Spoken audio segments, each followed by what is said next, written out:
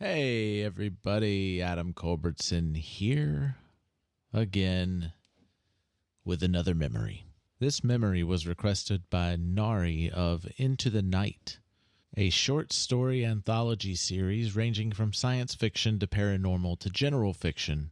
Each story offers listeners the unexpected. It's an amazing podcast. You got to go check it out. Links in the details. Nari is also another member of A Seat at the Table podcast that is going to be coming out later this fall. I had mentioned them before in another memory. This is a very recent memory. It is the very end of season 2 and probably one of the deepest moments in the show. Another Victor Stodge and Dr. Julian Cottage deep bonding moment. So here's that memory. Julian. Yeah.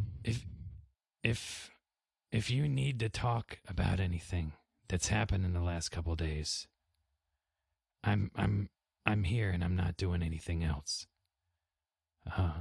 You had me worried in the tower. Yeah. It's funny. I was when we got shuffled around inside of the tower, I got sent back to my old college, and I was given a pretty real representation of what I did before I met First Bar again and came to Darkwell. I'm still kind of thinking about what would happen if I just if I stayed at that at my old laboratory as I burned it down. If any of this would have transpired, or if it would have been different. I think if it had been different, then a lot more would have been lost. I'm not so sure. We know that the tattered whatever Dalton, they were doing stuff. We stumbled into it. And I don't think that it would have gone down any better if we hadn't done what we did. And I don't think even if it had, that any of us would be better off. And I'm glad that you came to Darkwell and that you didn't stay where you were. I saw a lot of nasty stuff in that tower too. Mm-hmm. A lot of stuff that I had done, and that it happened to me, and that it happened to other people that I had no control over.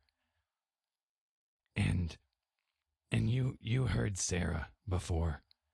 We're more capable than any other version of who we might have been. And so I'm glad you're here with us now. I guess I'm just concerned. Men like Dalton, they're not born that way. Something drives them to go down that path. Something drove me to go down and make the decisions and choices that I made.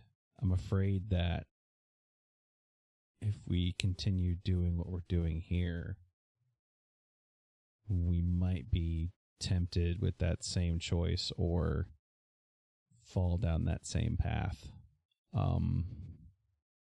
I guess what I need to know is, are the three of us prepared to, I guess, stop each other if for whatever reason we fall down that way? I'm not really worried so much about you, Victor. I think out of all of us, you're the most level-headed.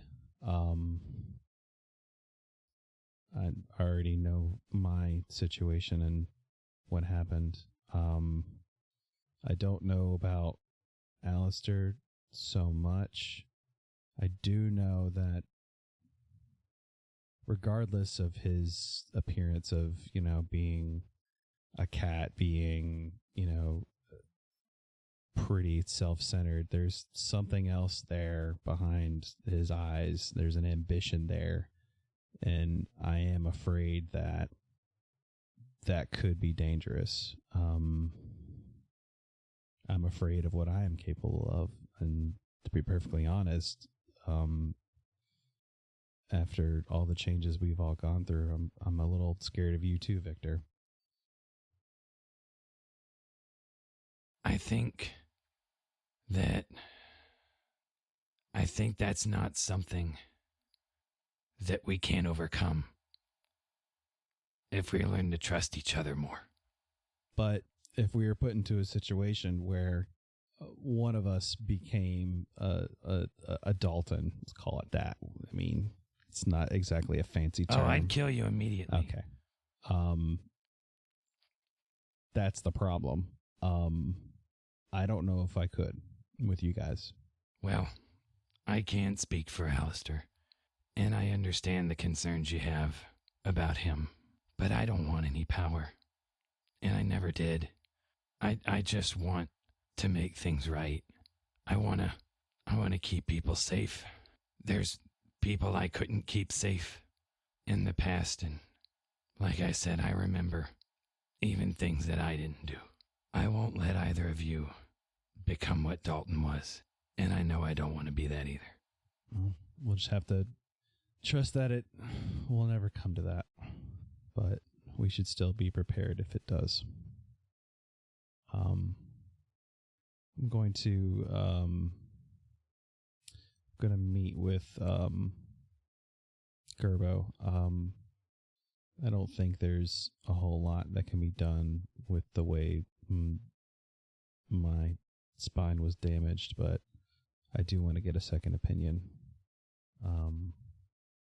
So I think I'm going to call it for the day, and then tomorrow I'm going to talk to him about that. I don't want to spend the rest of my life in a wheelchair, and I haven't really come to terms with that yet, and there might be a situation where I actually have to do that. I also don't want to spend my life inside of a mechanical suit, as fun and amazing as it is. Well, if anyone can figure it out, I think you can. Maybe. Do you want me to save you any of these potato wedges? I appreciate the offer. I'm not very hungry right now, and I have a lot to think about. I'll leave some in the fridge anyway. That's fine. I appreciate it. Thank you. Victor, are you? What happened to? You said that you're dealing with some people that you weren't able to save, and then you also have some memories of something similar from other people and other experiences. Who couldn't you save? What happened that got you here? I didn't always look like a Crip folk, and when that change started to occur, my mother couldn't handle it, and she meant everything to me. And after I found out that she passed, I had to find out why. So you don't know what happened to her? No, my mother just... It wasn't her death. It was her sister. Her older sister. I never knew her. I was adopted before after she was gone. But my mother saw a gang of Crip folk bandits tear her sister apart. And that's the only memory I got. That's why I lived by myself. That's why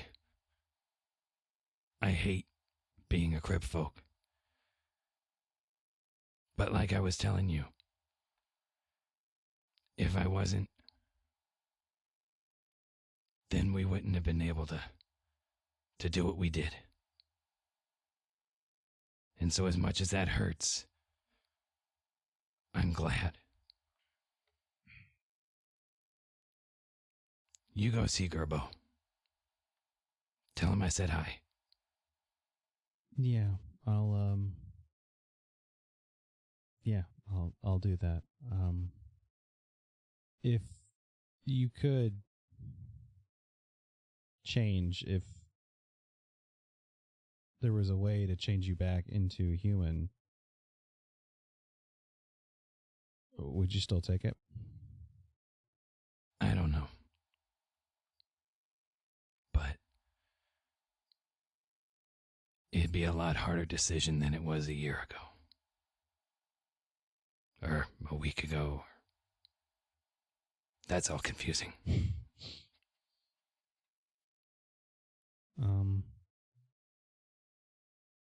I really don't know what to say. If you want, I can help you find a way to see if we could change you back. Only if you would want to, though. It's not something I've done before. I usually, or did, work in an opposite fashion. Turning humans into other things or other kinds of people into other things. I don't know. Maybe there's something there that I can use. Just something to think about. I'll let you be. I'll just go ahead and leave. Head on over to microphonesandmonsters.com. We have links to everything, Patreon, store. If you want some merch, leave us reviews on Apple Podcast, Podchaser, all that good stuff. And join us on Discord. And stay tuned for next week, another Microphones and Memories.